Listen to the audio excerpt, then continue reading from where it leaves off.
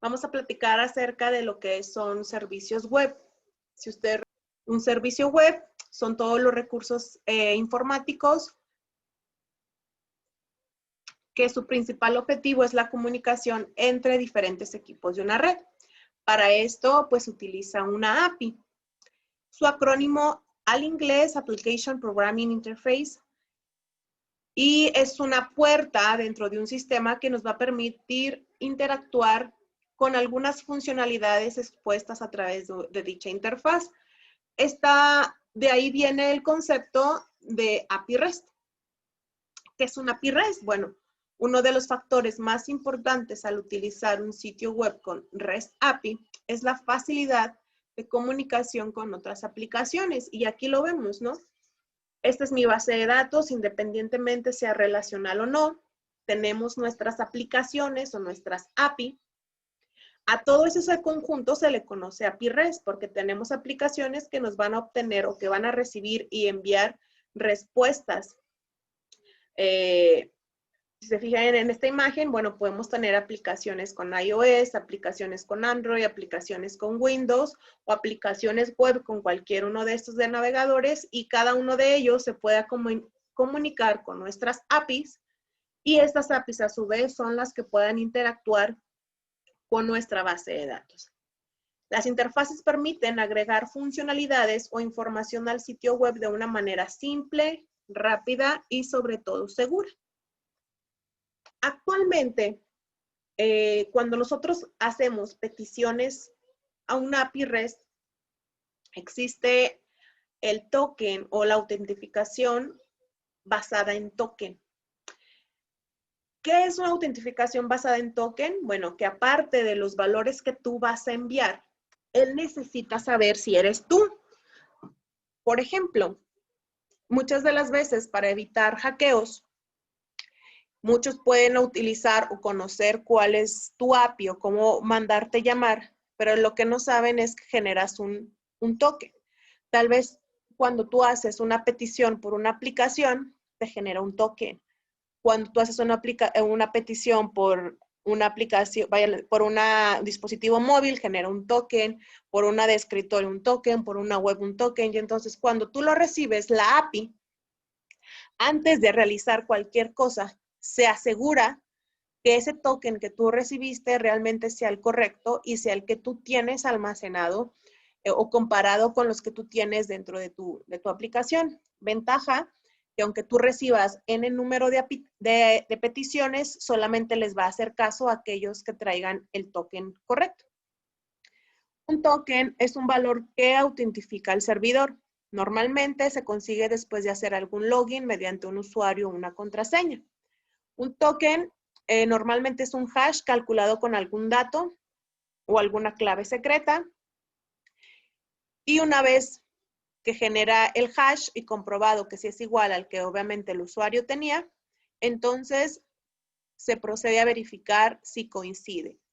Es decir, cuando tú te registras por primera vez a alguna aplicación, tu usuario, tu cliente, te generan un token y cada vez que tú deseas hacer una petición al servidor por medio de una API, va a corroborar si ese token que tú tienes generado desde un principio es el token que ahora necesitas o que estás utilizando para poder hacerme una petición. Ahorita veremos un poquito más acerca de lo que es un token. De ahí también los conceptos de GET y POST, que son los que nos permiten enviar información a nuestro servidor. Dice, existen dos métodos con los que el navegador puede enviar información a un servidor, el GET y el POST. El GET es una información que se envía de forma visible. El POST es no visible. Y normalmente lo vemos nosotros cuando consultamos algo en Google.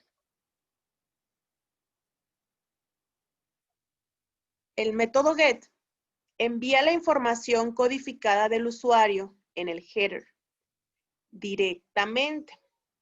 La página web y la información codificada se separan por una interrogante. Nosotros tenemos la URL, la página a la que vas a accesar, seguido del símbolo de interrogación que cierra, y en este caso la variable y el valor que yo voy a estar recibiendo. Cuando ustedes hacen una búsqueda por Google, recordar que al darle clic en la búsqueda, te va a concatenar y te va a poner el signo de interrogación y tanto la variable como los valores que vas a recibir.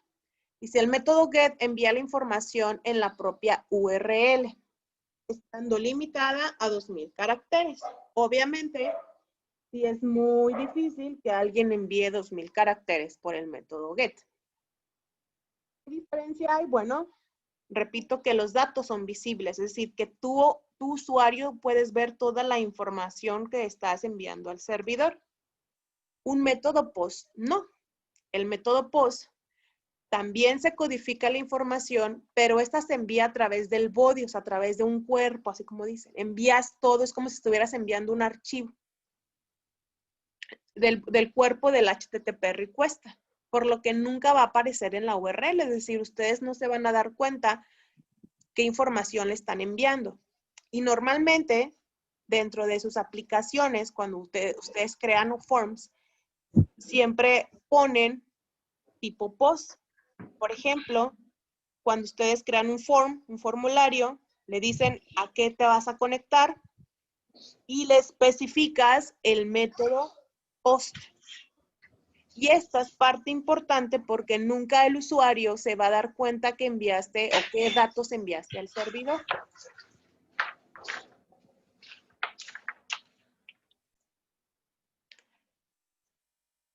Todo esto ustedes ya lo han estado viendo desde lo que es programación web. Me fui un poquito a hacer una pequeña parte para que ustedes recuerden un poquito. Y bueno, de ahí vamos a ver lo que es JSON. JSON, dado sus siglas, JavaScript Object Notation, es un formato ligero de intercambio de datos. Es fácil leer para los humanos, tanto para leer y para escribir. También es muy fácil para analizar y generar datos por medio, o sea, en las máquinas. Se basa en un subconjunto del estándar del lenguaje de programación JavaScript y de ahí el por qué se llama JSON. JSON es un formato de texto que es completamente independiente del lenguaje, o sea, no importa en qué estén desarrollando. Pues es familiar con C#, con C++, con Java, con JavaScript, con Python, PHP, etcétera, etcétera, etcétera. Actualmente la mayoría de los lenguajes de programación pues ya incluye dentro de sus frameworks pues el decodificar o codificar en formato JSON, sin que ustedes tengan que definir la estructura de un JSON. Es importante que ustedes también puedan identificar los tipos de estructuras que podemos tener en un JSON. Un JSON puede ser tan simple como abrir una llave y cerrar una llave. Esto significa que voy a enviar a la propiedad rojo cierto valor, a la propiedad verde cierto valor, a la propiedad azul y este valor. Cada uno de ellos debe ir con con doble comilla, 2 puntos y luego el valor. Aquí, diferencia es que estoy enviando un arreglo. Un arreglo, aunque es de un JSON, que contiene las variables rojo, verde, azul, cian, magenta, amarillo y negro. Inicia como debe un JSON con la llave que abre y que cierra, pero y luego le especifico el nombre del arreglo, 2 puntos y el corchete. Este corchete me está indicando que lo que va a leer es un arreglo y es importante porque al hacer un arreglo, pues aquí tengo que hacer un recorrido. O puedo mandar también un arreglo, pero que en lugar de un elemento contenga, en este caso, 3 elementos. Si se fijan, abro un arreglo, abro mi corchete, pongo nombre del color, que es mi variable, y su valor. Valor hexadecimal y su valor. ¿Qué ventaja pudiese tener esta opción? Bueno, que cuando ustedes quieran enviar múltiples valores por medio de una API a tu PHP, pues vas a tener que leer un arreglo y ese sería el arreglo en su posición 0, el arreglo en su posición 1 y el arreglo en su posición 2. Y luego leer cada uno de los contenidos que tiene ese arreglo en ese índice. ¿Cuál es la ideal? No hay ninguna ideal. Dependiendo de la información que tú vayas a enviar y cómo la vas a enviar, pues tú ya decides cuál de estas tres estructuras es importante o es necesario utilizar. Mi aplicación, esta aplicación se llama Móvil y actualmente tengo todas estas PHP estructuras, o bueno, mis archivos PHP. Dentro de cada host también, una vez que yo creé, en este caso, mi base de datos, tengo mi PHP MyAdmin. Si se fijan, es idéntico al que ustedes utilizan cuando trabajan con Exam o con WAMP. Tengo mi base de datos, Together Forever, y esta base de datos es la que nos va a servir o es el estilo del ejercicio de la señora que vendía los tamales, ¿no? Para hacer esa práctica. Entonces, yo tengo la tabla empresa. La tabla empresa ahorita es Lupita. ¿Por qué lo dice así? Pues a lo mejor si en un futuro esta aplicación puede ser para distintos usuarios, tienen su empresa chiquita como la que vende tamales, etcétera.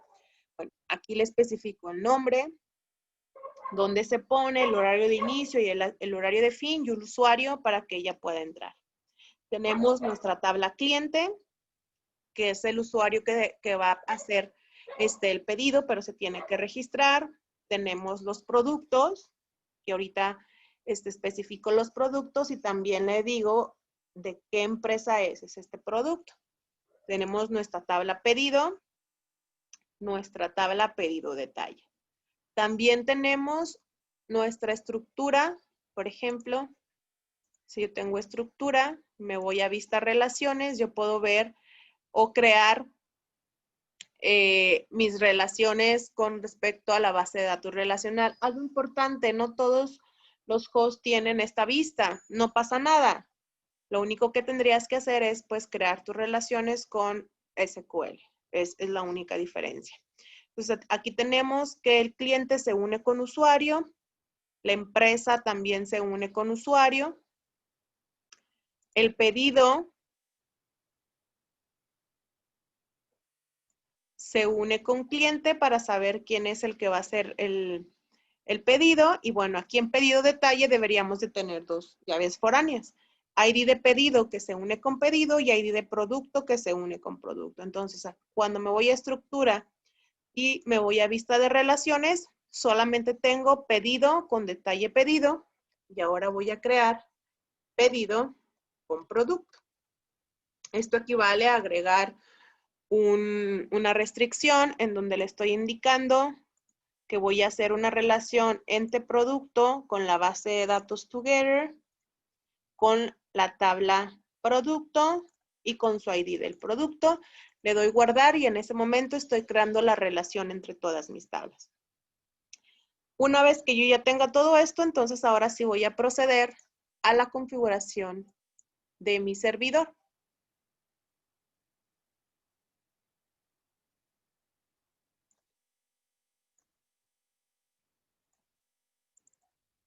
Y bueno, tengo la manera con la que yo trabajo es creo mi clase conexión, que es donde tengo todas, bueno, tengo mis credenciales, el servidor, en este caso es localhost. Al momento de yo subir mi archivo al server, pues sigue siendo localhost, el nombre de mi user, el nombre de mi base de datos, y aquí iría el password y genero mi conexión. Voy a empezar con el login. El login, lo primero que hace es decirle, para poder loguearte necesitas utilizar la clase conexión, que es la que tiene tu que tiene todas tus credenciales. Y aquí le estoy indicando, el método que vas a utilizar es un método get, es decir, él va a recibir datos visibles para el usuario. De ahí el por qué viene el método get o el método post. Lo que estoy creando aquí es una variable para que me devuelva el resultado de conectar. Recordar que conectar es una función que está dentro de conexión que hace la operación para conectarte a la base de datos. Estoy creando un arreglo una variable llamada response, y obtengo los valores del get, nombre de usuario, la contraseña, el usuario, creo mi consulta, ejecuto mi consulta y hago mi ciclo while. Si leo el resultado de esta consulta, entonces lo único que estoy devolviendo es estoy creando un response. ¿Se acuerdan que aquí creo un arreglo? Un response. En status le puse 1. Al final le digo JSON encode response, es decir, te va a devolver el status ya sea 1 o te va a retornar un status 0, que aquí me falta incluir, por en dado caso que no haya hecho este proceso. Entonces, hay muchas maneras de poder probar este código. Esto es mi clase conexión, mi clase login, y si yo me voy a mi sitio, donde dice administrador de archivos, le doy cargar, y aquí yo selecciono ya sea de la forma simple como seleccionar un archivo o arrastrar cada uno de el conjunto de archivos y ponerlos aquí. Eso equivale a que mis archivos que tengo en mi computadora los suba a mi localhost, y en ese momento ahora sí mi servidor o mi hosting tiene los archivos para yo poder hacer las pruebas. Les repito, hay dos maneras de hacer las pruebas. Miren, por ejemplo, esta es mi clase login. Yo tendría, y mi dominio es Together Forever, entonces yo puedo poner aquí Together Forever, o sea, tendría que poner aquí mi dominio, tendría que poner login, y algo importante, aquí recibo un método get. Entonces, si ustedes se acuerdan, mi ejercicio o el enunciado que habíamos visto tiene que recibir 3, y exactamente como se llamen aquí, es como tú lo tienes que enviar. Sin embargo, muchas de las veces es un poco tedioso el que tú utilices directamente una web para hacer las pruebas. Existen muchas aplicaciones que sirven para poder hacer las pruebas para las API REST. Uno de ellos y el más usado actualmente es el Postman. Este Postman, como su nombre lo indica, pues es aquel que te permite para hacer peticiones ya sea GET o POST, incluso a su localhost, a servidores, etc. Entonces, cada vez que yo le doy clic en New, tienes varias opciones. Dice, puedes mandar por el método GET, por el POST, u otro método también usado, bueno, ya menos, pero antes se usaba por PUT. Puedes mandar un encabezado, puedes enviar el tipo de resolución. Obviamente, pues nosotros vamos a escoger el GET para esta opción. Te indica que aquí tienes que poner la dirección URL. Y hay dos maneras. Tú puedes poner concatenado con el signo de interrogación, como habíamos especificado, o puedes poner aquí, en este caso, la variable y el valor que tú vas a enviar. Voy a hacer de login. Si ustedes se fijan, aquí lo que hago es, le mando llamar a mi servidor a la página llamada login.php, le concateno el signo de interrogación, le estoy pasando la variable nombre de usuario con su valor AND. Cada vez que tú quieras concatenar, se utiliza el símbolo de AND. Lo podemos hacer así y automáticamente, si ustedes se dan cuenta, en la parte de parámetros, él te llena tus variables y tus valores. Si ustedes lo llenan directamente aquí, por ejemplo, si yo empiezo a llenar nombre, ¿sí? Él automáticamente pues te va llenando también cómo va a ir tu concatenación de datos. O sea, no es necesario que tú los escribas tal cual aquí, tú los puedes incluir por parámetros.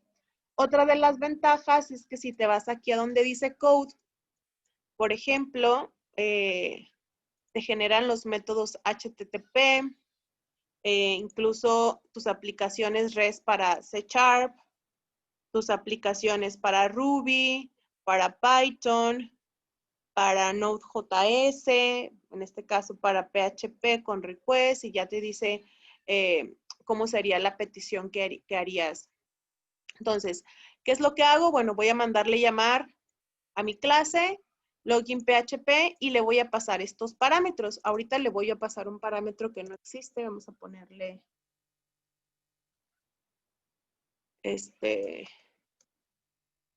Z, hombre.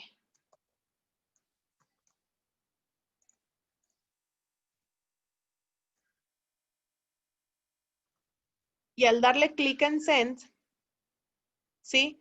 No me devolvió ningún resultado. Obviamente no me devolvió porque el resultado no existe y necesito configurar que me envíe a lo mejor este usuario no existe. Al darle clic en Send, ahora sí, me devuelve, porque mi consulta eso me decía, que me va a devolver el ID del usuario, el nombre del usuario y el estatus. Si nosotros vamos al código, dentro del código, aquí le estoy indicando, selecciona ID del usuario, nombre del usuario, con esta condicional, ejecuto y por cada elemento guardo en response cada renglón y aparte le agrego el estatus en 1.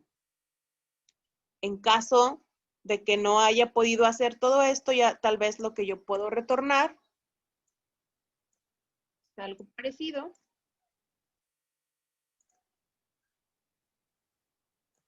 En el que yo le mando ahora un 0 y decodifico o codifico esto en JSON.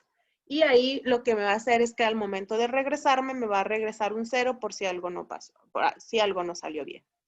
Tengo mi login.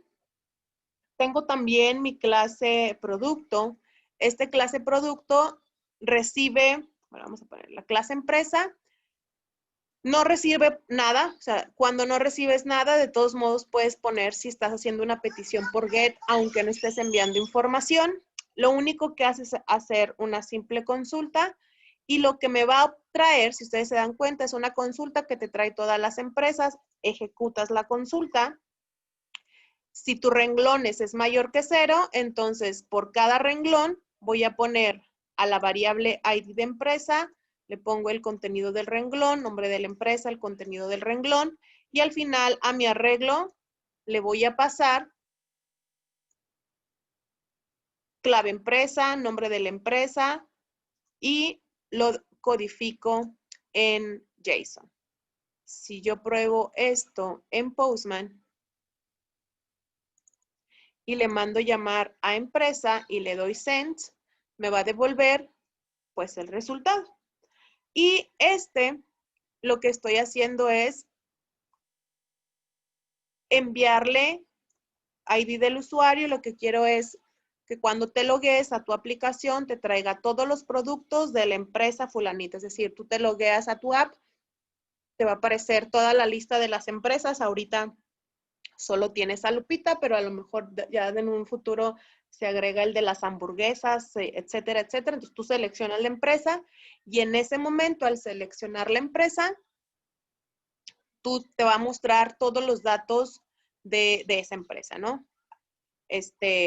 Aquí ahorita estoy simulando que lo que es Lupita va a entrar para ver sus productos. Es una consulta que me va a servir para eso. Entonces, al momento de darle send, me devuelve la información y si yo me pongo aquí en RAW, o sea, yo puedo ver mi información, incluso si aquí yo lo veo en formato JSON, aquí ya me está devolviendo todo el resultado en formato JSON, que fue como lo envié, así lo codifiqué dentro de PHP, y esto ustedes dentro de Android Studio lo vamos a leer.